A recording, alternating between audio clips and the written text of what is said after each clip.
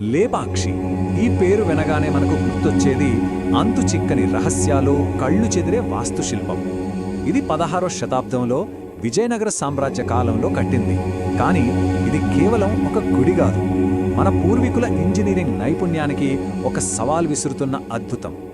ఇక్కడికి వెళ్ళిన ఎవరికైనా మొదట కనిపించేది, మనసుని తొలిచేసేది ఇదే, వేలాడే స్తంభం. ఒకసారి చూడండి, అసలు ఇది ఎలా సాధ్యం? ఎలాంటి ఆధారం లేకుండా ఇంత బరువైన రాతి స్తంభం నేలను తాకకుండా ఎలా నిలబడగలుగుతుంది? ఈ ఒక్క ప్రశ్నే మనల్ని లేపాక్షి రహస్యాల లోతుల్లోకి తీసుకెళ్తుంది. దీన్నే ఆకాశ స్తంభం అని కూడా పిలుస్తారు. అంటే ఆకాశంలో నిలబడిన స్తంభం అని. ఇది నాట్య మండపంలో ఉన్న 70 స్తంభాల్లో ఒకటి.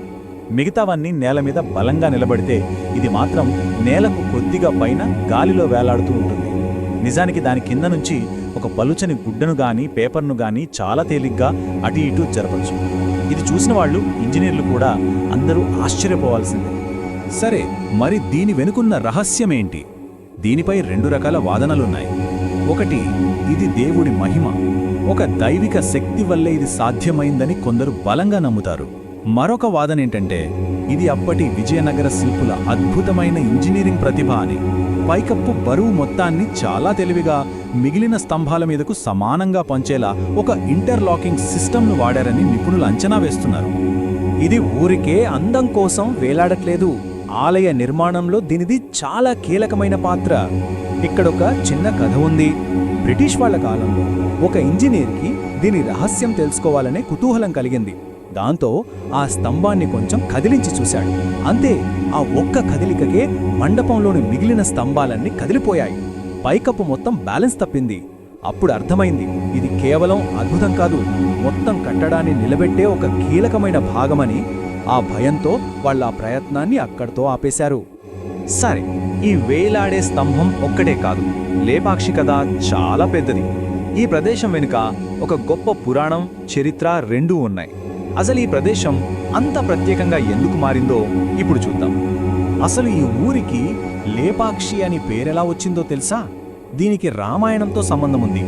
రావణుడు సీతమ్మ వారిని ఎత్తుకుపోతున్నప్పుడు జటాయువు అనే పక్షిరాజు అడ్డగించి పోరాడుతాడు. ఆ యుద్ధంలో రెక్కలు తగిపోయి జటాయువు సరిగ్గా ఇక్కడే పడిపోతాడు. అప్పుడు శ్రీరాముడు అక్కడికి వచ్చి ప్రాణం పోతున్న జటాయువుని చూసి కరుణతో లే పక్షి అంటాడు. ఆ పిలుపే కాలక్రమేణా లేపాక్షిగా మారిందని పురాణ కథ. ఆ తర్వాత 16వ శతాబ్దంలో విజయనగర రాజులు ఈ పవిత్ర స్థలంలో ఈ అద్భుతమైన ఆలయాన్ని కట్టించారు. ఆ రామాయణ గాథకు గుర్తుగా ఈరోజు కూడా మనం లేపాక్షిలో ఈ భారీ జటాయువు శిల్పాన్ని చూడొచ్చు. ఇది ఆ పురాణాన్ని, ఈ ప్రదేశాన్ని కలుపుతూ ఆ కథను ఇప్పటికీ మన కళ్ల ముందు సజీవంగా ఉంచుతుంది. మనం ఇప్పటిదాకా చూసింది ఆరంభం మాత్రమే. వేలాడే స్తంభం ఒక్కటే కాదు, లేపాక్షిలో రాళ్లతో చేసిన మాయాజాలం ఇంకా చాలా ఉంది. అవేంటో ఇప్పుడు చూద్దాం. అవును, ఆ వేలాడే స్తంభం అనేది లేపాక్షిలో దాగి ఉన్న అనేక రహస్యాలకు ఒక చిన్న ఉదాహరణ మాత్రమే. ఇక్కడి ప్రతి రాయి వెనుక ఒక కథ, ఒక అద్భుతం దాగి ఉన్నాయి. ఒక రాయి పాడటం ఎప్పుడైనా విన్నారా? వింతగా అనిపించొచ్చు, కానీ లేపాక్షిలో రాళ్లు కూడా సంగీతాన్ని పలికిస్తాయి. వీటినే సరిగమ స్తంభాలు లేదా మ్యూజికల్ పిల్లర్స్ అంటారు.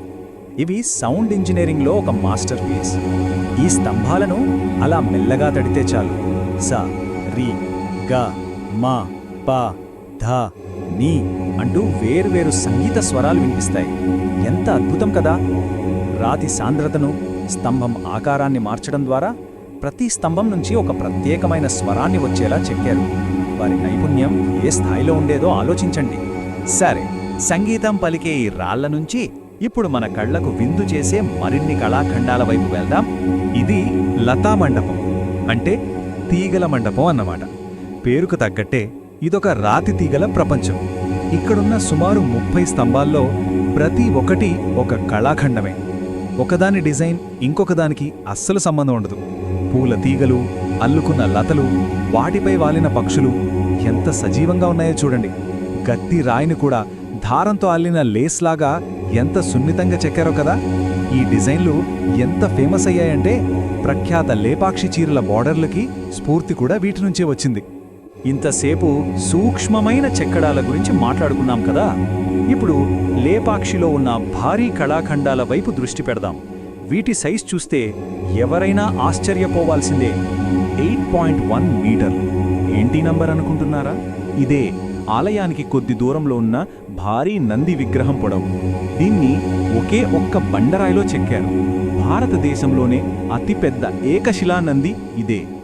దీని పరిమాణం ఎంత పెద్దదో అర్థం కావాలంటే ఒక పెద్ద ఆఫ్రికన్ ఏనుగును ఊహించుకోండి. ఈ నంది విగ్రహం దానికంటే పొడవు, దానికంటే ఎత్తుగా ఉంటుంది.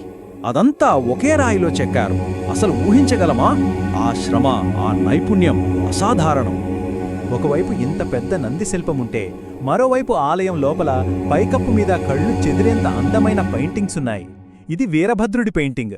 ఏకంగా 24 అడుగుల పొడవు, 14 అడుగుల వెడల్పుతో ఆసియాలోనే అతిపెద్ద సింగిల్ ఫ్రెస్కో పెయింటింగ్గా ప్రసిద్ధి చెందింది.